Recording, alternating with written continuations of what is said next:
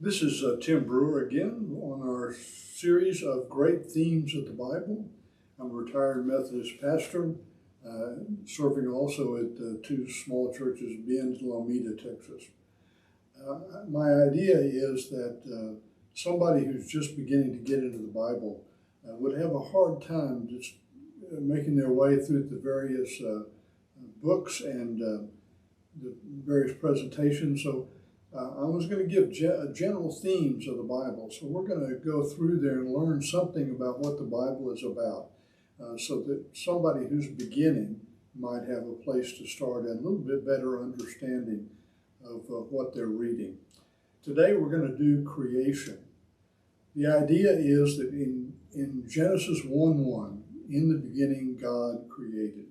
The Bible is not really interested in how or why or when. The Bible basically tells the story of who created the earth. It's not really interested in discussing the difference between creation and evolution. I think that's a false dichotomy. It's a false division because God can do it any way he wants to with creating small details or with the Big Bang. So it's generally in the same order that science describes the creation of life. So it's not interested in how or when or where, it's interested in who. God created, and that makes all the difference in the world. That means that the world is what God made it to be. It has purpose, it has organization, it has principles that are behind nature. God created in the very smallest detail and in the largest the supernova in the universe. That God is responsible for everything that it ever made. It's not an evil world. God looked at it and called it good. There's actually two Genesis stories about creation. One starts at the very first, Genesis 1:1, and the other one is the one that starts at Genesis 2:4. They're a slightly different arrangement of how things happen, but they talk about how God created. And then he invited us to be in existence with nature. He breathed life into us and created us in his image. We don't know exactly what that means. There's been a lot of debate.